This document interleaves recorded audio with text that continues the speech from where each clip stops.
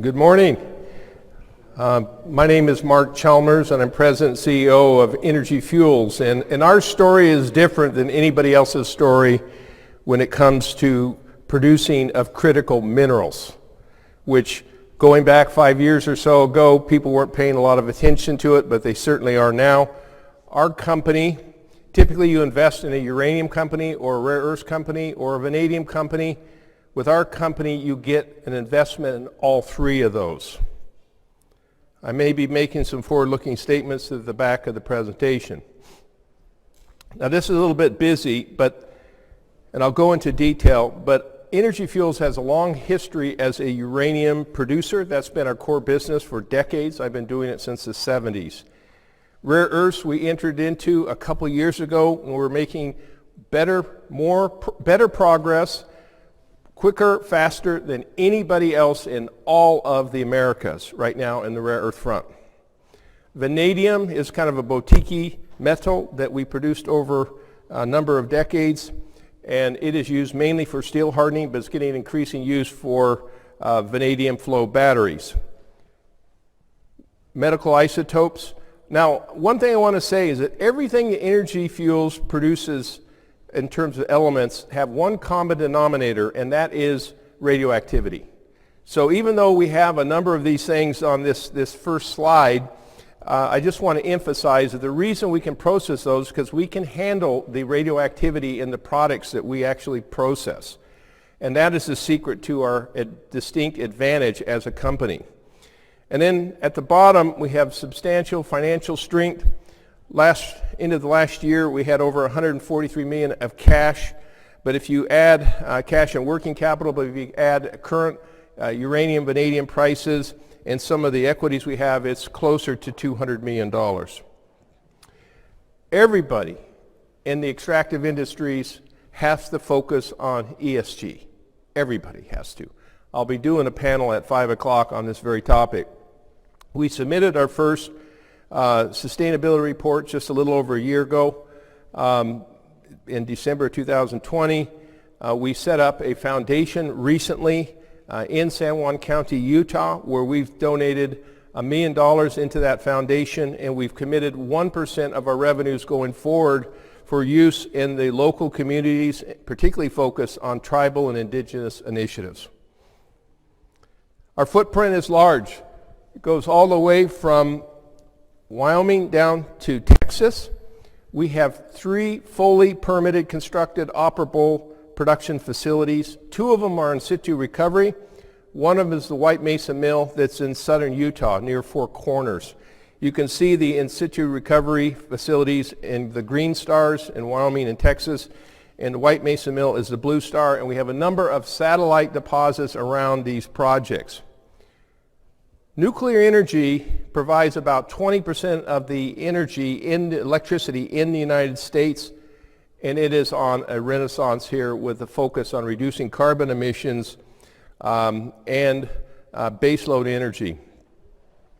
This slide shows the 3 production facilities that I mentioned: White Mesa, upper left-hand corner, the 2 ISR facilities in the right-hand corners, right and lower right-hand corners, and then the Pinyon Plain Mine, which I actually constructed back in 1988, is a underground uranium project in Arizona. It's the highest grade conventional mine in the United States.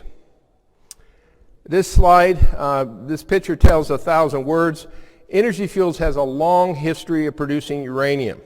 And when you look at the sort of the light gray, the 25 million pounds, that is production from Cameco's facilities, mainly in Wyoming and Nebraska. They produced about 50% in the United States has come from ISR, in situ recovery, from Cameco's assets in the U.S.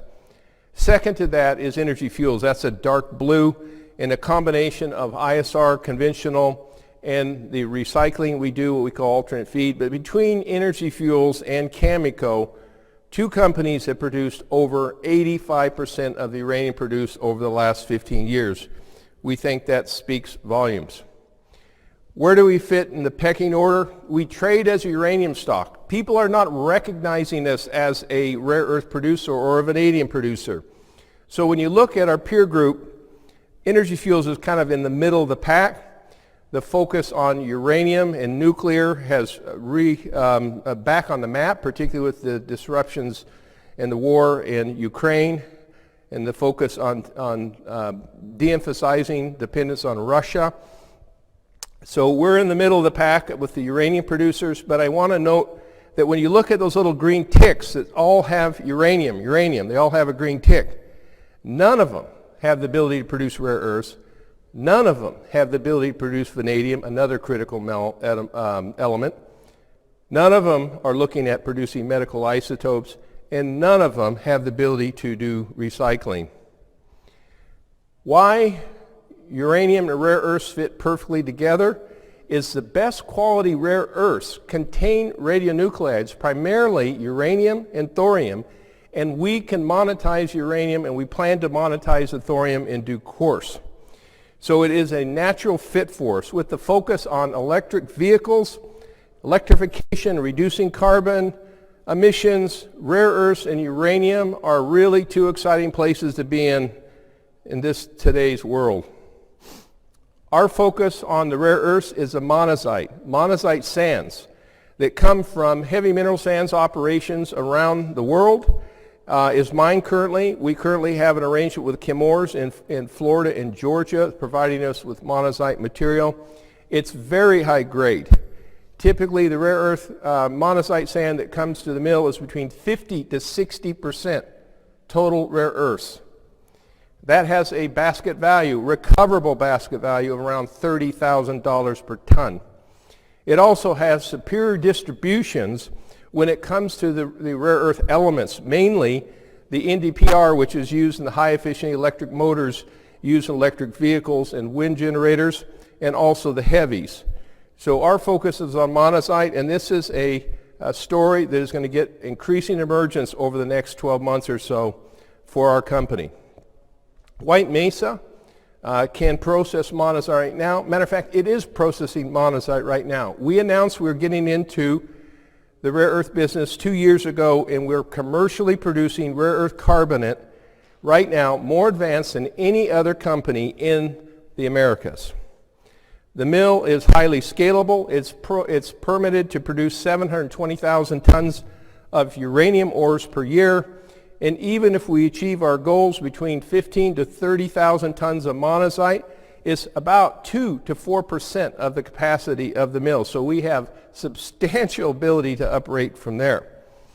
So the White Mesa mill and the ability to deal with radionuclides and uranium it's a game changer. So since we announced getting into the rare earth side of the business, the short term, which we started 2 years ago, we secured an agreement with Chemours in Georgia for the monazite sands.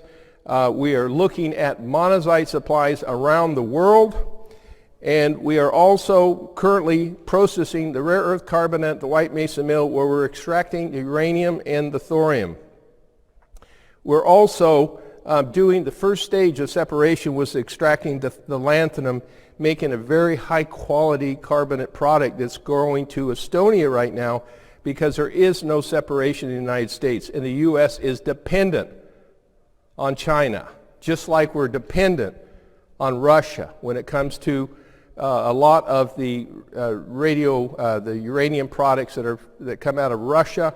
We're dependent on a lot of the rare earth value-added streams that come out of China.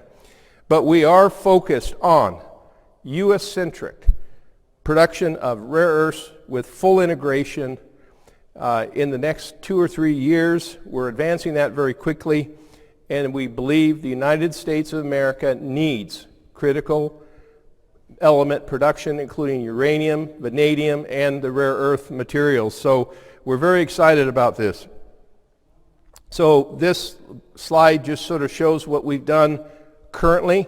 So that existing line, that top line where we worked with Chemours and Energy Fuels and Silmet, Neo Performance Materials has a separation plant in Europe that we're currently sending our material to, and then they have the ability to go into other things like the metals, alloys, and powders and magnets. So we did that in about 12 months' time by working together with 3 companies. But that's not where we're focused over the long term. We plan to build up supplies of monazite, recover the uranium, do the cracking and leaching of the carbonate at the White Mesa Mill in Utah, move forward with separation facility in Utah, and move forward with metals and alloys and potentially to magnets in due course. So a lot of people that are in the rare earth space, they talk about they successfully did this, they successfully did that. Typically it's in a beaker. It's in a very, very small jar. When you look at that upper left-hand corner, those are 1-ton bags of monazite heading to Europe for separation. We are doing it at commercial scale. Just some pictures within the lab and inside the mill. We have substantial infrastructure that is there and operating right now. Additional pictures inside the mill. Lower left-hand corner is myself, our mill manager, and Konstantin Karyanopoulos. Konstantin is the most successful guy in the rare earth business in the entire world. And he has joined us as an advisor for the last couple years. His company has a separation facility in Estonia, which right now gets the majority of its feed from Russia. So he and I are really good buddies because we work together because we're trying to reduce this dependency on places like Russia. Also, fairly recently in December, we signed an agreement to advance the metal making side of the business. This is after separation with a company called Nanoscale Powders. They have a patented technology which could be lower emissions and lower energy consumption in due course. Why will Energy Fuels succeed in the rare earth space when others have failed? We have the permits to deal with the radionuclides. The rare earth business, if you look at Linus, you look at Mountain Pass, you look at La Rochelle in France, they've all gotten in trouble with dealing with the radionuclides over the last couple of decades. That is not a problem for us. Matter of fact, it is a benefit. We want the radioactivity. We want to recover the uranium. Monazite is a very high value chain mineral. It is already being mined in the United States and around the world. It is a byproduct. It is more straightforward to process the monazite if you have the ability to recover the uranium and deal with the radionuclides, and that is our core business. It's low capex and low operating costs. We believe we'll be a world material producer of rare earths in the next 3 to 4 years and be some of the lower cost curve in the production of rare earths. It also, the primary use for doing the concentrations of the carbonates is solvent extraction. White Mesa is a solvent extraction project and it's been doing it for 40 years, so we understand that technology very well. And lastly, the state of Utah is a great place to do business, like Wyoming, like Texas, and I didn't mention the other ones because they're not so friendly to do business in. So this is where we kind of fit with the rare earth producers. When you look at our market cap of around $1.6 billion, which is not insignificant, but I want to compare it to the people we're chasing. We're chasing the MP materials that are nearly $9 billion. Linus, $6 billion. Aluka, $4 billion. This is our opportunity to break from the pack from the uranium producers because we can mine and produce uranium. We produced a third of the uranium in the United States over the last 15 years, but we can also be one of the world's material rare earth producers. So we're chasing these rare earth market cap companies that are currently producing because we think that the world is so thirsty for all things critical elements. But I also want to point out, when you look at the basket value of the monazite, you can see that the big players are focused on monazite. When you look at the bastnäsite and the values are much lower grade, grade is always king in everything you do mining. Vanadium has improved also in the last year or two. We are the only conventional vanadium processing plant and mines in the United States that can produce vanadium, so we've got inventory and we're getting a lot of inbounds right now to purchase our vanadium. We have in the order of about $20 million of vanadium in inventory right now as we speak. Medical isotopes. Now this is kind of a wild card, but as I said earlier, everything we do has radioactivity in it, has uranium and thorium. And so the medical isotopes is in solution at our site, and we're looking at monetizing the radioisotopes that the world is running short of, particularly the short-lived half-life isotopes that are being looked at and currently in the process of being approved by FDA. And we had one party that you would all know in this room talking to us, and they said, we're not looking at treating cancer. This is a major company in the United States. We are looking to cure cancer with these short-lived radioisotopes. So watch this space. It's early days, but it is potentially very significant for us. We also have a long history of recycling. We've recycled for several decades, and that's the reason the mill survived the periods of low uranium prices. Here is a project, it's the Navajo Nation. There's abandoned uranium mines, had nothing to do with us, but there were mines that were mined during the Cold War. They were either never reclaimed or poorly reclaimed, and we can clean up the entire Navajo Nation right now. The blue star is a White Mesa Mill. The green star down in New Mexico, that is a uranium mine that is being reclaimed, and we've been working with that for the last couple of years, and we can do the same thing on all those little red dots which are abandoned mines on the Navajo Nation. Our balance sheet, very strong, as I mentioned, 144 million cash, securities and inventory, but that is valuing our inventory at what is on the books. Uranium at $23.79 a pound. Currently the price of uranium is $63 a pound. Vanadium, $5 a pound, currently at $12 a pound. When you make those adjustments for current values of uranium, vanadium, and you add some of our equities, it's in that order of around $200 million. So in closing, there is no investment like Energy Fuels. We are the critical mineral hub of the United States of America. We have the long history of producing vanadium. A third of the uranium produced in the United States we have produced in the last 15 years. The rare earths is moving very quickly. The vanadium is also, we're the only one that can produce commercial, conventional vanadium right now in the United States. The medical isotopes is new and up and coming. The recycling and our strong financial strength. We have never been this strong in the history of the company. I go back with the company in the 1980s when it was a private company, so I understand our assets very, very well. Questions?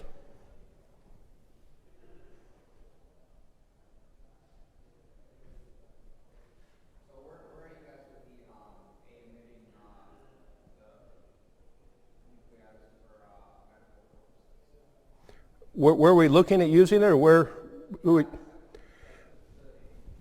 Well, what's happened is,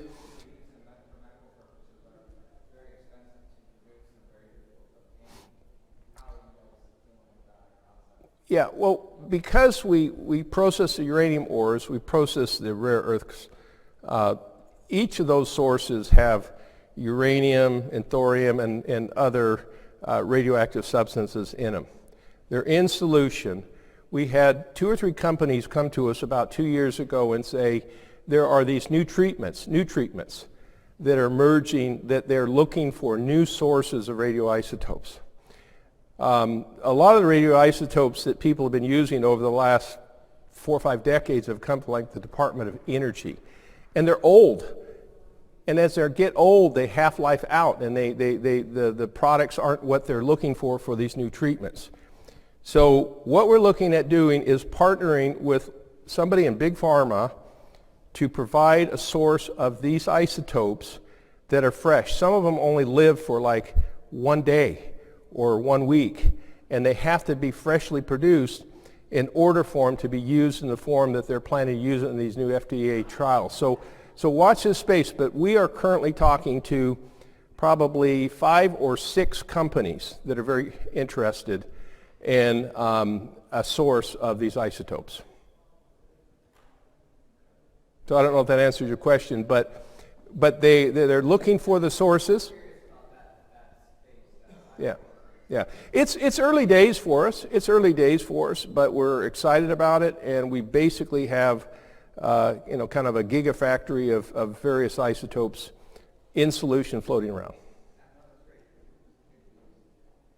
Any questions? Walk me through the steps of what you're looking at before you get to the point of making a final decision on taking the rare earth to the final separation. Okay, well, first of all, we plan to go through separated oxides with that's for sure. We're going to go through it. We have Carester in France helping us with the scoping studies for separation at the White Mesa Mill. The key thing that we're missing right now is the ingredients, which are the monazite. We are talking to a half a dozen people that have monazite around the world too. I believe by the end of this year I'll be able to put more color on that to investors. I think when investors see that we have the feed sources of monazite, they can see that it's going to trickle right on through. Right now, I could be processing around 10,000 tons of monazite right now with the existing infrastructure that we have. That's about 5,000 tons of REO. To put it in perspective, Linus produces about 16 or 17,000 tons of REO per year, and that'd be about a third of Linus. That's by no means a limitation, but I'm trying to build a book with the existing infrastructure, and then we're going to ramp it up from there.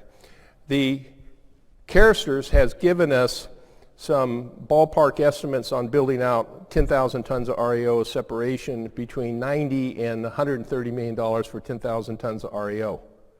If you compare that to Linus at 16 to 20, you compare that to Luca around 17 and a half, you can see that for a couple $100 million or $300 million, we can go to full integration of separated products at the same scale as companies like Linus and Luca, which are around $1 billion plus.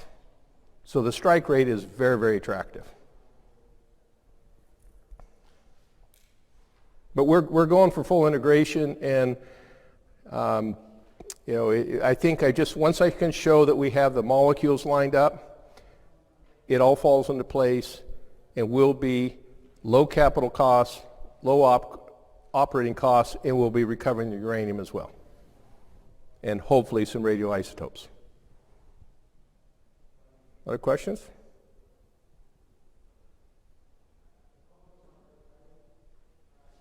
Thank you very much. Oh.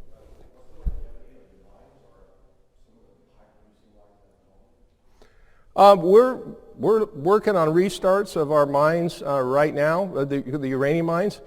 We're looking at all our mines, and we're looking at what the scalability is, what the cost is, availability of people. Right now it's a really weird time when it comes to the supply chains and the shortages of supplies, shortage of people. People have moved on from the uranium industry, just like the gentleman said earlier with oil and gas. So we're working to try to pull those people together. But I believe we'll have one or two of our uranium mines operating at least at initial startup scale this year, maybe as soon as late summer.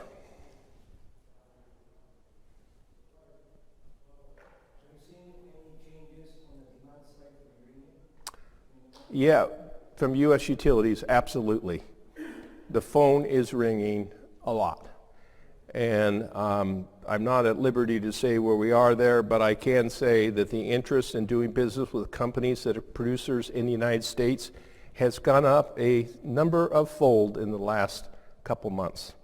So, and that's one of the reasons we're looking at restarting mines, is because there's contracts out there that make sense to start restarting our mines, and that's what we plan to do. So again, we trade as a uranium company. We have a long history. I've been doing it for 46 years this year.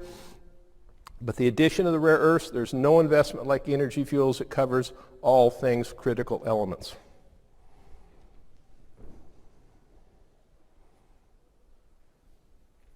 Thank you.